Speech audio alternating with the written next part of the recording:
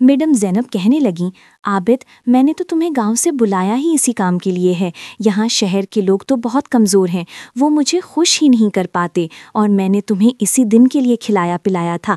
اب تم بھرپور جوان ہو چکے ہو تو اپنی ساری جوانی مجھے کھانے دو۔ اور پھر یہ کہہ کر میڈم نے کمرے کی لائٹ آف کی اور میرے ساتھ۔ عابد کی سانسیں پھولی ہوئی تھیں، لاہور کی گھنچ بھری گرمی اس کے کپڑوں سے چپک چکی تھی، جبکہ اس کے جوتے گرد سے اٹے ہوئے تھے۔ ایک چھوٹے سے گاؤں سے آیا یہ نوجوان بھول بھلائیوں میں نوکری کی تلاش میں تھا۔ اس کے پاس صرف امید تھی اور ایک خط جس پر لکھا تھا مس زینب حیدر، حویلی مال روڈ۔ حویلی حیدر اپنی عظمت میں کھڑی تھی، اونچی دیواریں، بڑے لکڑی کے دروازے اور اندر جھانکتے سرسبز باغ۔ عابد کا دل دھڑکنے لگا۔ دروازہ کھلا تو ایک درمیانی عمر کا خادم نمودار ہوا۔ عابد نے خط پیش کیا، آواز لرز رہی تھی۔ چند منٹ بعد وہ ایک ایسے کمرے میں کھڑا تھا جس کی شان و شوکت نے اسے دنگ کر دیا تھا۔ قالین اس کے پاؤں تلے تھی، چھت سے بڑے فانوس چمک رہے تھے اور دیواروں پر لگی تصاویر پر اسرار مسکراہٹیں بکھیر رہی تھیں۔ پھر وہ آئیں مس زینب حیدر۔ ان کی آمد خاموشی کے ساتھ ہوئی، جیسے ہوا کا ایک نرم جھونکا۔ عمر شاید 35 سال کے قریب، لیکن حسن ایسا کہ وقت رک سا گیا ہو۔ گہرے کستوری رنگ کا قیمتی سلک پر سوٹ، بالوں کا شائستہ جڑا اور آنکھیں گہری کالے بادام جیسی جن میں ایک پراسرار چمک تھی۔ انہوں نے عابد کو سر سے پاؤں تک دیکھا اور ان کے ہونٹوں پر ایک معنی خیز پرسکون مسکراہٹ ابھری۔ عابد، ان کی آواز ملائم تھی جیسے ریشم۔ جی صاحبہ، عابد نے جھک کر سلام کیا، نظریں نیچے کی ہوئی تھیں۔ تمہارے چچا نے تمہاری بہت تعریف کی ہے، بہت شریف لڑکا بتایا ہے۔ زینب نے آہستہ سے چلتے ہوئے اس کے گرد چکر لگایا۔ مگر تم بہت دبلا پتلا ہو، گاؤں کی محنت نے تمہیں تھکا دیا ہے۔ عابد نے کچھ کہنا چاہا، لیکن زینب نے ہاتھ اٹھا کر اشارہ کیا۔ یہاں رہو گے کام آسان ہوگا، باغبانی میں مدد، گاڑی صاف کرنا، بازار سے سامان لانا، لیکن میری ایک خاص شرط ہے۔ وہ عابد کے سامنے آ کر کھڑی ہو گئیں، ان کی خوشبو ہوا میں گھل گئی۔ تمہیں اچھا کھانا کھانا ہوگا، باقاعدگی سے، تمہیں پورا آرام کرنا ہوگا۔ میں خود تمہاری خوراک اور صحت کا خیال رکھوں گی۔ عابد حیران تھا، اس نے کبھی ایسی نوکری کے بارے میں سنا ہی نہیں تھا جہاں مالک خود ملازم کی خوراک کا خیال کرے۔ صاحبہ، میں نہیں، کوئی اعتراض نہیں۔ زینب کی آواز نرم مگر حتمی تھی، ان کی نگاہیں عابد کے چہرے پر جمی ہوئی تھیں، گویا کوئی نایاب شے دیکھ رہی ہوں۔ میں چاہتی ہوں تم صحت مند ہو جاؤ، مضبوط ہو جاؤ، جوانی کا سارا رنگ بھر جائے تم میں، یہ میری خواہش ہے۔ پہلا ہفتہ ہی عابد کے لیے حیرت انگیز تھا۔ اس کا کمرہ چھوٹا سا تھا لیکن صاف ستھرا اور ہوادار۔ کھانے کے وقت زینب اکثر خود اس کی پلیٹ میں دودھ، گھی والی روٹیاں، گوشت اور پھل لگا دیتی۔ اور کھاؤ عابد، تمہیں طاقت چاہیے۔ کبھی وہ اس کے قریب بیٹھ جاتی، اسے کھاتے ہوئے دیکھتی جیسے کوئی دلچسپ منظر ہو۔ اس کے ہاتھ چھو کر کہتی، ابھی بہت کمزور ہو، تمہیں مزید گوشت چاہیے۔ ان کا لمس گرم تھا جس سے عابد کا جسم سنسناہٹ سے بھر جاتا تھا۔ وہ شرم سے سر جھکا لیتا تھا۔ ایک دن زینب نے اسے باغ میں بلایا۔ وہ ایک بینچ پر بیٹھی تھیں، سورج کی شام کی کرنیں ان کے بالوں کو چمک دے رہی تھیں۔ انہوں نے عابد کو اپنے پاس بیٹھنے کا اشارہ کیا۔ بتاؤ عابد، تمہاری عمر کیا ہے؟ 18 سال صاحبہ۔ 18؟ زینب نے لمبی سانس لی، ان کی نظر عابد کی باریک باہوں اور ابھرتی ہوئی جوانی پر ٹھہر گئی۔ بہت خوبصورت عمر ہے، مستقبل ابھی تمہارے سامنے ہے۔ انہوں نے آہستہ سے اپنا ہاتھ بڑھا کر اس کے کندھے پر رکھ دیا۔ تم جلد ہی پھلو گے اور پھولو گے، جوانی تمہارے جسم کی ہر لکیر میں نمایاں ہوگی۔ میں اس لمحے کا انتظار کر رہی ہوں۔ ان کی آواز میں ایک گونج تھی، ایک شدید خواہش جو عابد کو سمجھ نہیں آ رہی تھی، لیکن اس کے جسم میں ایک عجب سی بے چینی پیدا کر گئی۔ رات کو اپنے کمرے میں لیٹا ہوا عابد سوچ رہا تھا، زینب صاحبہ کا رویہ شفقت سے بھرپور تھا، والدہ جیسی بھرپور۔ وہ نظریں کیوں، وہ لمس کیوں جو اسے کبھی کبھی بے چین کر دیتا تھا؟ وہ اس کی صحت، اس کی جوانی پر اتنا زور کیوں دیتی تھیں؟ انہوں نے کہا تھا، میں اس لمحے کا انتظار کر رہی ہوں۔ کس لمحے کا؟ ایک خوف اور تجسس کا امتزاج اس کے دل میں موت زن تھا۔ زینب کی شفقت اس کے لیے نعمت تھی، اس کی زندگی پہلے سے کہیں بہتر ہو گئی تھی، لیکن اس شفقت کے سائے میں ایک غیر مری دھاگا بندھا ہوا محسوس ہوتا تھا، جسے وہ نہ دیکھ سکتا تھا، لیکن جس کا کھنچاؤ ہر زینب کی پر اسراء مسکراہٹ اور شدید نگاہ میں محسوس کرتا تھا۔ وہ لمحہ آئے گا، لیکن پھر وہ کیا ہوگا؟ عابد آنکھیں بند کر کے لیٹا رہا۔ اس سوال کا جواب اس کے پاس نہیں تھا۔ حویلی حیدر کی خاموشی میں صرف اس کا دھڑکتا دل تھا، جو مستقبل کا انتظار کر رہا تھا، جو پر اسرار اور گہرے سائے میں چھپا ہوا تھا۔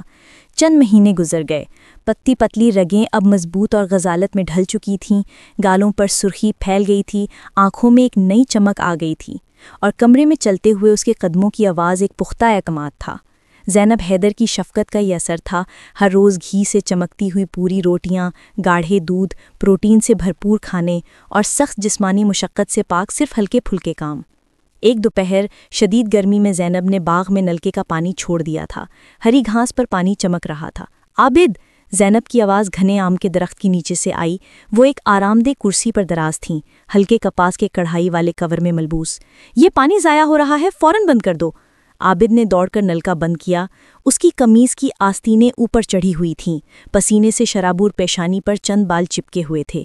قریب آؤ، زینب نے اشارہ کیا۔ ان کی نگاہیں اس کے ابھرے میں سینے پر مرکوز تھیں۔ عابد ہچکچاتا ہوا چند قدم آگے بڑھا۔ تمہیں گرمی لگ رہی ہے؟ زینب نے اٹھ کر اپنے ہاتھ میں پکڑا ہوا بھیگا ہوا رومال آگے بڑھایا۔ پسینہ پونچھ لو۔ جی صاحبہ، میں خود، عابد نے پیچھے ہٹتے ہوئے کہنا چاہا۔ نہیں، زینب کی آواز میں ایک نئی تیزی تھی۔ یہاں آؤ، میں کہتی ہوں۔ عابد جھجکتا ہوا آگے بڑھا۔ زینب نے ہاتھ سے بہت نرمی سے اس کی پیشانی، گالوں اور گردن پر پھیلا ہوا پسینہ صاف کیا۔ ان کی انگلیوں کا لمس بجلی کی سرسراہٹ بن کر عابد کے رونگٹے کھڑے کر گیا۔ وہ سانس روکے کھڑا تھا۔ دیکھو تو، زینب نے مسکراتے ہوئے کہا۔ ان کی انگلی اس کے ابھرے ہوئے بائسپس پر ٹھہر گئی۔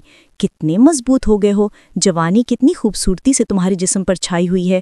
ان کی آواز میں ایک قسم کی تسکین تھی، جیسے کوئی کسان اپنی محنت سے اگائے ہوئے پھل کو دیکھ کر خوش ہو۔ ان کا ہاتھ کچھ دیر کے لیے وہیں رہا، ایک جمالیاتی معائنہ کرتے ہوئے۔ عابد کا دل دیوار سے ٹکراتے ہوئے تیز ہو گیا۔ اس نے نظریں نیچے کر لیں، زمین پر گھاس کے ٹکڑے کو گھوڑنے لگا۔ شرم، خوف، الجھن، وہ خود بھی نہیں سمجھ پا رہا تھا۔ زینب صاحبہ کی یہ بے جا قربت، یہ چھیڑ چھاڑ، اس کی سادہ سوچ اسے صرف مالکین کی شفقت سمجھنے پر مجبور کرتی تھی، لیکن اس شفقت کے نیچے دبی ہوئی آگ کا احساس اسے بے چین کر دیتا تھا۔ تمہیں شرم محسوس ہوتی ہے؟ زینب نے نرمی سے پوچھا۔ اپنا ہاتھ ہٹا لیا، مگر نگاہیں اس پر جمی رہیں۔ شریف لڑکے کو شرم آتی ہے، یہ اچھی بات ہے۔ وہ خاموش ہو گئیں، ایک لمحے کے لیے عابد سے دور دیکھنے لگیں، پھر آہستہ سے بولیں، جیسے خود سے بھی اور عابد سے بھی۔ مگر شرم کبھی کبھی رکاوٹ بھی بن جاتی ہے، دل کی گہرائیوں میں چھپی حقیقت کو دیکھنے سے روک دیتی ہے۔ ایک اور دن رات کے کھانے کے بعد اپنے ذاتی بیٹھک کے کمرے میں بلایا۔ یہ کمرہ عابد کے لیے مصنوعی تھا، ہوا چلنے والے پنکھے کی آواز کے سوا خاموشی چھائی ہوئی تھی۔ زینب ایک صوفے پر آرام سے بیٹھی تھیں، اپنے ہاتھ میں شراب کا گلاس تھامے ہوئے۔ تمہارے چچا نے تمہیں بہت سچا بتایا تھا، انہوں نے گہری نظروں سے اسے دیکھتے ہوئے کہا۔ تم واقعی بہت شریف ہو، بے حد معصوم۔ عابد دروازے کے پاس کھڑا تھا، بے چینی سے اپنے ہاتھ مل رہا تھا۔ لیکن دنیا معصوموں کے لیے نہیں بنی عابد۔ زینب نے گلاس سے ایک گھونٹ لیا، ان کے ہونٹ سرخ مائل ہو گئے۔ کبھی کبھی شفقت محض شفقت نہیں ہوتی، وہ کسی اور چیز کا پردہ ہوتی ہے، کسی تیز تر گہری چاہت کا۔ عابد نے گلا صاف کیا۔ صاحبہ، میں سمجھا نہیں۔ زینب اچانک قہقہا لگا کر ہنسنے لگیں۔ بالکل، تم سمجھتے نہیں، اور یہی تمہاری خوبصورتی ہے۔ وہ اٹھیں اور آہستہ آہستہ اس کے قریب آئیں، ان کے قدموں کی آہٹ قالین پر دب گئی۔ تمہاری آنکھوں میں وہ سوال ہے جو تم پوچھنے کی ہمت نہیں کرتے، اس کشمکش کی گواہ ہے جو تمہارے اندر چل رہی ہے۔ وہ بالکل قریب آ گئی تھیں۔ عابد زینب کی خوشبو میں گھرا ہوا تھا، خوشبودار تیل اور تھوڑی سی شراب کی مہک۔ اس کا سانس پھول گیا تھا۔ تمہیں جاننا چاہیے عابد، زینب نے آہستہ سے کہا۔ ان کی آواز اب ایک سرگوشی بن گئی تھی جو اس کے کان میں اتر رہی تھی، کہ جب سے تم یہاں آئے ہو، تمہیں تندرست، توانا، خوبصورت بنانے کی میری یہ شفقت محض ایک تیاری تھی، ایک انتظار۔ انہوں نے اپنا ہاتھ آہستہ سے اس کے چہرے کے قریب کیا، بغیر چھوئے۔ اور اب وہ وقت قریب آ رہا ہے جب تمہاری معصومیت، تمہاری شریف طبیعت میرے لیے ایک نعمت نہیں بلکہ ایک آزمائش بن جائے گی۔ عابد نے پیچھے ہٹنے کی کوشش کی، لیکن اس کی کمر دیوار سے ٹکرا گئی۔ اس کے سامنے کھڑی زینب کی آنکھوں میں وہی پراسرار چمک تھی جو پہلے دن سے تھی، لیکن اب وہ کہیں زیادہ شدید، کہیں زیادہ بے قابو لگ رہی تھی۔ کل رات 11 بجے زینب نے دھیمی لیکن پوری طرح واضح آواز میں کہا۔ ان کی نگاہیں عابد کی آنکھوں میں گھس رہی تھیں۔ میرے بیڈ روم میں آنا، بالکل سیدھے دروازے سے اندر، کوئی دستک نہیں، صرف اندر آ جانا۔ عابد کی سانسیں رک گئیں، اس کے کانوں میں خون دھڑکنے لگا۔ ڈرو مت، زینب نے عجیب سی مسکراہٹ کے ساتھ کہا جس میں نرمی بھی تھی اور ایک خوفناک عزم بھی۔ میں تمہیں کچھ نہیں کہوں گی، نہیں، میں صرف یہ چاہتی ہوں جو تمہاری آنکھوں کے پیچھے چھپا ہوا ہے، وہ جو تمہارے جسم کے ہر ریشے میں دھڑکتا ہے لیکن تمہیں اس کا احساس تک نہیں، میں تمہیں اپنی خواہش دکھاؤں گی اور پھر تم جان لوگے کہ تمہارے لیے میری شفقت کا اصل مطلب کیا تھا۔ انہوں نے ایک قدم پیچھے ہٹایا مگر نگاہیں اس پر جمی رہیں۔ اب جا سکتے ہو، یاد رکھنا عابد، 11 بجے۔ عابد اپنے کمرے کی طرف چلتے ہوئے لڑکھڑایا۔ زینب کے الفاظ اس کے دماغ میں گونج رہے تھے۔ 11 بجے میرے بیڈ روم میں آنا۔ اس کا سینہ دہک رہا تھا، خوف، ایک نامعلوم، ممنوعہ کشش، وہ سمجھ نہیں پا رہا تھا۔ وہ لمحہ جس کا زینب اتنی دیر سے انتظار کر رہی تھی وہ اب صرف گھنٹوں کے فاصلے پر تھا۔ حویلی کی دیواریں جو پہلے اسے تحفظ دیتی محسوس ہوتی تھیں ابھی خوبصورت پنجرے کی طرح لگ رہی تھیں، اور وہ شفقت کے سائے میں پلا بھڑا وہ شریف پرندہ جسے اب اپنی ہی پروں کی حقیقت کا سامنا کرنا تھا۔ رات کی گہری خاموشی میں عابد کے ذہن میں صرف ایک سوال تھا، کل رات 11 بجے کیا ہوگا؟ گھڑی کی سوئیاں سست رفتار سے چلتی محسوس ہو رہی تھیں، ہر ٹک ٹک عابد کے دل پر ایک اور بوجھ ڈال رہی تھی۔ 10 بج چکے تھے۔ حویلی حیدر میں ایک غیر فطری خاموشی چھائی ہوئی تھی، جیسے ہوا بھی سانسیں روک کر اس رات کے انجام کا انتظار کر رہی ہو۔ عابد اپنے چھوٹے سے کمرے میں کھڑا کھڑکی سے باہر دیکھ رہا تھا۔ اندھیرے میں باغ کے درخت عجیب و غریب سائے بناتے ہوئے جھوم رہے تھے۔ 11 بجے میرے بیڈ روم میں آنا۔